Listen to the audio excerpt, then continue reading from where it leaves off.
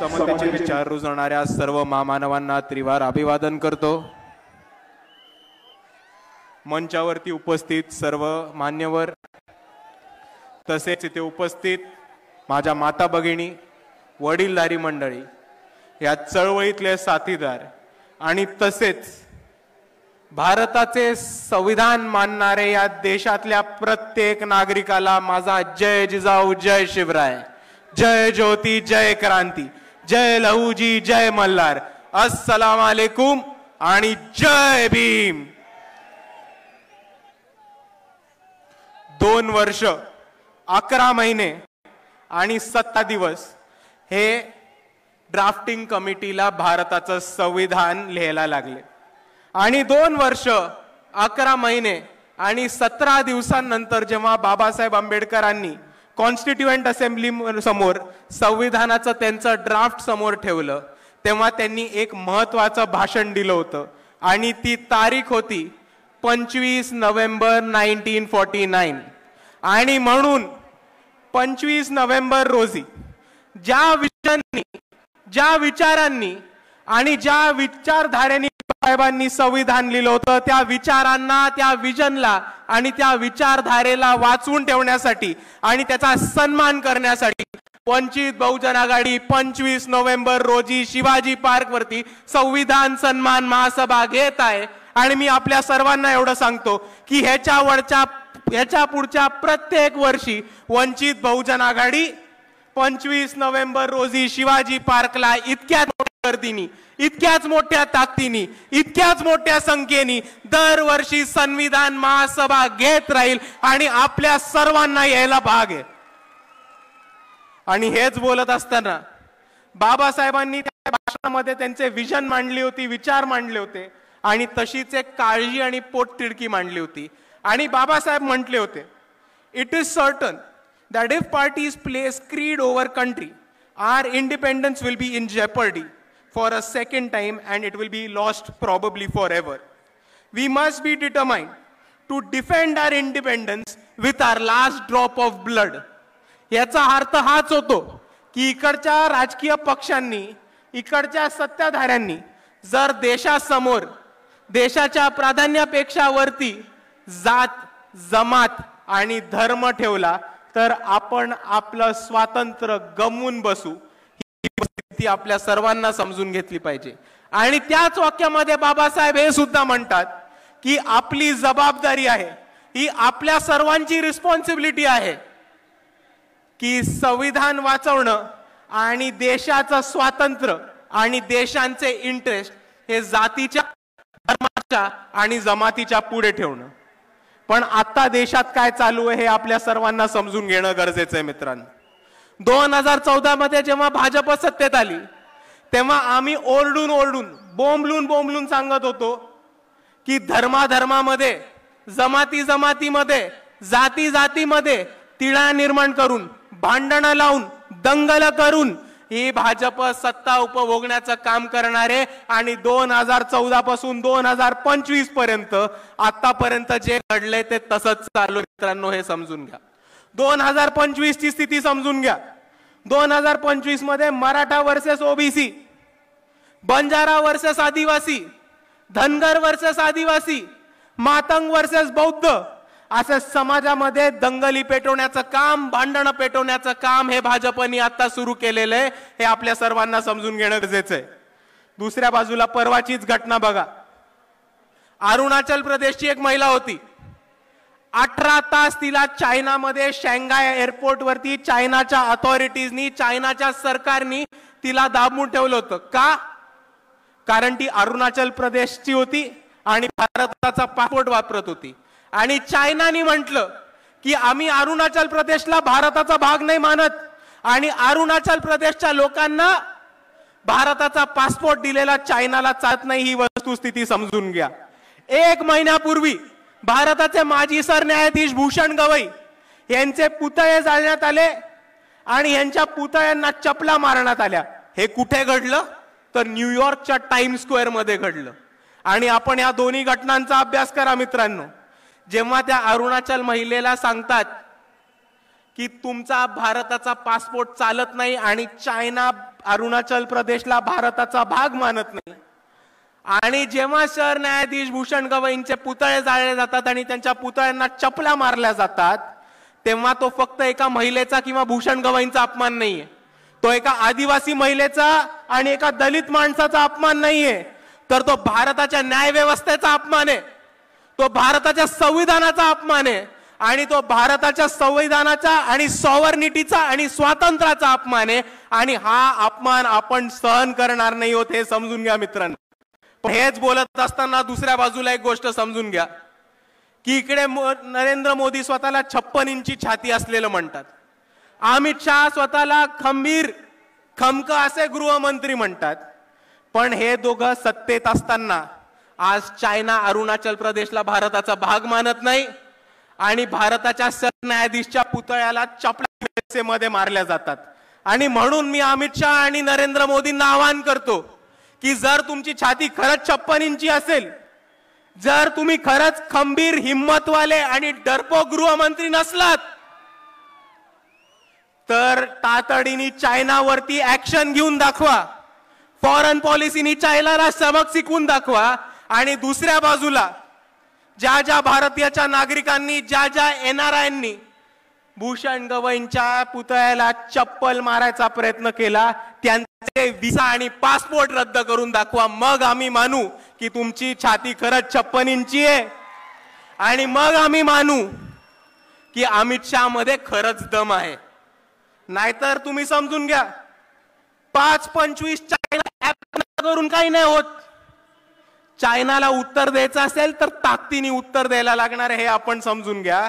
आणि दुसऱ्या बाजूला मोदी आणि अमित शहा हे एनआरआयच्या विरुद्ध आणि अमेरिकेत बसलेल्या एनआरआयच्या विरुद्ध ऍक्शन नाही घेणार, कारण हेच एनआरआय लोक आहेत जे भाजपला यूएसए मध्ये बसून भरघोस पैसा पोचवतात, हे आपण दुसऱ्या बाजूला समजून घ्या। आणि भारतामध्ये आणि अमेरिकेतल्या गोष्टी बोलत असताना परवाच एक रिपोर्ट आलाय की $3,30,000 हे आरएसएस नावाच्या अनधिकृत टेररिस्ट ऑर्गनायझेशननी यूएसए मध्ये स्क्वायर पॅटसन बॉक्स नावाच्या एका कंपनीला दिले होते लॉबिंग साठी आणि यूएसए मधली निर्णय प्रक्रिया बदलण्यासाठी। आणि दुसऱ्याच बाजूला याच आरएसएसनी दिल्लीमध्ये 150 कोटीचं केशव कुंज नावाचं ऑफिस उभं केलं, हे आपण समजून घ्या। आता मला एक प्रश्न सांगा की जी संघटना जिची कोणती रजिस्ट्रेशन नाहीये, ज्याची कोणती नोंदणी नाहीये आणि जी भारताचं संविधान मानत नाही, ही संघटना $3,30,000 यूएसए ला कसे पाठवते? ही संघटना 150 कोटीचं ऑफिस दिल्लीमध्ये कसं बांधते? आणि जर इकडच्या सरकारकडे त्याची उत्तरं नसतील, जर इकडच्या इन्कम टॅक्स डिपार्टमेंटकडे त्याची उत्तरं नसतील, तर ही एक धोक्याची घंटा ही आपण सर्वांनी समजून घेतली पाहिजे। आणि हीच धोक्याची घंटा वंचित बहुजन आघाडीने ओळखली होती, म्हणून भारताच्या इतिहासामध्ये आरएसएसच्या कार्यालयावरती पहिला मोर्चा जर कोणी काढला असेल तर तो फक्त आणि फक्त वंचित बहुजन आघाडीने काढला होता। आणि हा मोर्चा काढताना आम्ही आरएसएसला 3 गिफ्ट देणार होतो। पहिलं गिफ्ट होतं भारताचा ध्वज, आपला तिरंगा, आणि आमचं हे म्हणणं होतं तुम्ही तिरंगा मानत नाही, आम्ही तुम्हाला तिरंगा गिफ्ट करतो आणि तुम्ही तुमच्या कार्यालयावरती तिरंगा लावणं सुरू करा। दुसरं आमचं गिफ्ट होतं भारताचं संविधान, आणि आमचं हे म्हणणं होतं की तुम्ही भारताचं संविधान मानत नाही, आम्ही आमच्या वतीने तुम्हाला एक संविधानाची प्रत देतो, तुम्ही ते संविधान वाचा, समजा आणि संविधानाच्या हिशोबाने चालत राहा। हा आमचा दुसरा त्यांना गिफ्ट होता। आणि नोंदणी नसलेल्या ह्या संघटनेला आमचं तिसरं गिफ्ट होतं पब्लिक रजिस्ट्रेशन ऍक्ट, हे सांगण्यासाठी की तुमची नोंदणी नाही झाली आहे, हे महाराष्ट्र राज्याचं पब्लिक रजिस्ट्रेशन ऍक्टची कॉपी आहे, ही वाचा, ही समजून घ्या आणि तुम्हाला ह्या पब्लिक रजिस्ट्रेशन ऍक्ट खाली स्वतःला रजिस्टर करून घ्या। पण आरएसएसचा एकही माणूस आला नाही आणि आरएसएसच्या कोणत्याही माणसाने हे गिफ्ट स्वीकारलं नाही, आणि त्याच्यावरनं आम्हाला हे साफ झालं की आरएसएस नोंदणी करायला नकार देते RSS तिरंगा लावायला नाही देतीये आणि RSS संविधान वाचायला आणि संविधान मानायला नकार देतीये। आणि जे संघटना या देशामध्ये संविधान मानत नाहीत, स्वतःला रजिस्ट्रेशन करत नाहीत आणि स्वतःला तिरंगा फडकवण्याची हिम्मत करत नाहीत, त्याला आम्ही दहशतवादी आणि टेररिस्ट ऑर्गनायझेशनच म्हणणार। आणि आपला जो मोर्चा झाला होता, आपल्या मोर्चा धास्ती RSSनी घेतलीये, आपल्या मोर्चाची धास्ती बरोबर RSSनी घेतलीये। नाव घेतलं नाही आपलं, बहुतेक घाबरत असतील, नाव घेतलं नाही आपलं, पण मोहन भागवतांनी बरोबर उत्तर दिलं आपल्याला। आणि ते काय म्हणाले की आमची नोंदणी ही आमची स्थापना ही ब्रिटिश काळामध्ये झाली होती, म्हणून भारत स्वतंत्र झाल्यानंतर आम्हाला परत नोंदणी करायची गरज नाही। आणि जर मोहन भागवतांना असं वाटत असेल तर त्यांना मला एकच गोष्ट सांगायची आहे की जर तुमची स्थापना ब्रिटिशांच्या काळी झाली होती आणि भारत स्वतंत्र देश झाल्यानंतर संविधान लागू झाल्यानंतर तुम्हाला स्वतःची नोंदणी करायची नव्हती, तर मग या देशात थांबलात कशाला? ब्रिटिशांबरोबरच निघून जायचं होतं ना। पनवती बसलात। आणि म्हणून मी RSS ला एकच गोष्ट सांगतो कि इस देश में रहना होगा तो संविधान मानना होगा।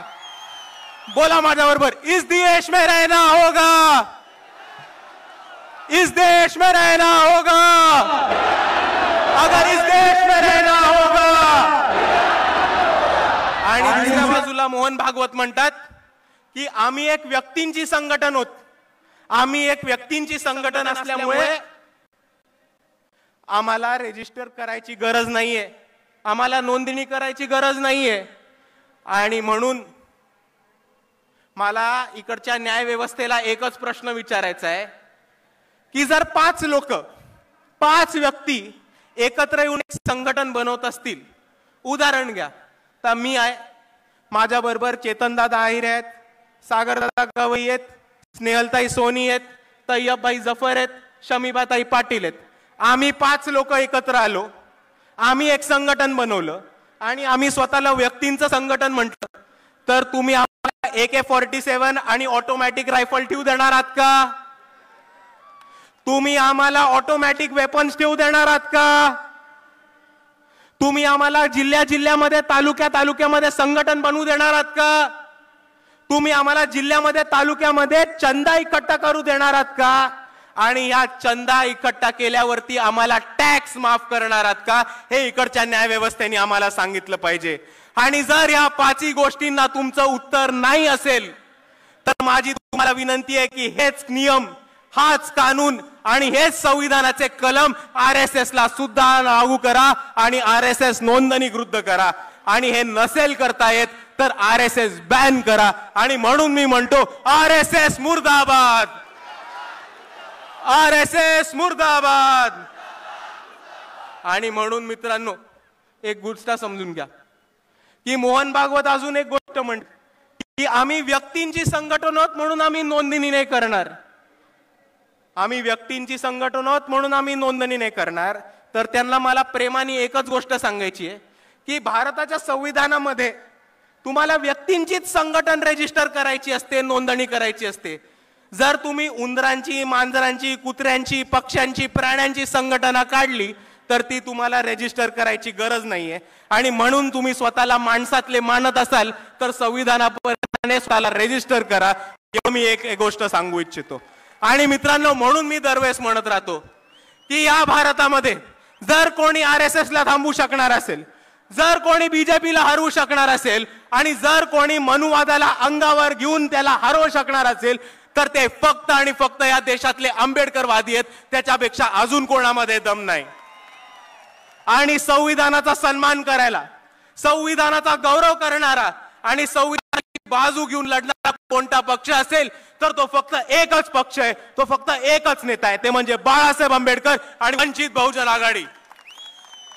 आणि कोणताही मुद्दा असो, कोणताही आंदोलन असो, वंचित बहुजन आघाडी लढत राहतं। आमचा एक आमदार खासदार नाही, आमचा एक मंत्री नाही, संत्री नाही, तरी लोकांचे प्रश्न सोडवण्यासाठी, आंदोलन करण्यासाठी, मोर्चे काढण्यासाठी आणि या व्यवस्थेला घेराव घालून लोकांना न्याय मिळवून देण्यासाठी कोण लढत असेल तर ते फक्त वंचित बहुजन आघाडी लढतीये। लोकांचे प्रश्न सोडवण्यासाठी मुंबईमध्ये SRAच्या विरुद्ध मोर्चा काढणं, अडाणीच्या मिरिटाच्या विरुद्ध मोर्चा काढणं, प्रदूषणाच्या विरुद्ध मोर्चा काढणं, गायरांच्या विरुद्ध मोर्चा काढणं, कंडक्टी भरतीच्या विरुद्ध मोर्चा काढणं जर कोणी केलं असेल तर ते वंचित बहुजन आघाडीने केले, अजून कोणी करू शकलेलं नाही। दुसऱ्या बाजूला इथे उभं राहून बोलतो, त्यांच्या घरासमोर उभं राहून बोलतो की जेव्हा या मनसेनी मस्जिदीवरचे भोंगे काढायचा प्रयत्न केला होता तेव्हा मनसेच्या भोंग्यामधली हवा काढायचं काम हे वंचित बहुजन आघाडीने केलं होतं। जेव्हा टिपू सुलतान आणि औरंगजेबचे फोटो लावण्यासाठी इकडच्या मुसलमान युवकांना अरेस्ट करण्यात येत होतं, टॉर्चर करण्यात होतं, तेव्हा ही वंचित बहुजन आघाडी होती ज्यांनी टिपू सुलतानचा फोटो छत्रपती शिवाजी महाराज, छत्रपती शाहू महाराज, महात्मा ज्योतिबा फुले, डॉक्टर बाबासाहेब आंबेडकरांच्या फोटो मध्ये लावला होता आणि आम्ही या सरकारला चॅलेंज दिलं होता। दुसऱ्या बाजूला हेच ते बाळासाहेब आंबेडकर होते जे औरंगजेबच्या मजारीवरती गेले होते आणि या व्यवस्थेला, RSSला आणि BJPला चॅलेंज दिला होता की इकडचे मुस्लिम पोरं तर फक्त स्टेटस ठेवतात, आमच्या स्टेजवरती टिपू सुलतानचा फोटो आहे, बाळासाहेब औरंगजेबच्या मजारीवरती गेलेत, तुमच्यामध्ये हिम्मत असेल तर आमच्या विरुद्ध ऍक्शन घेऊन दाखवा।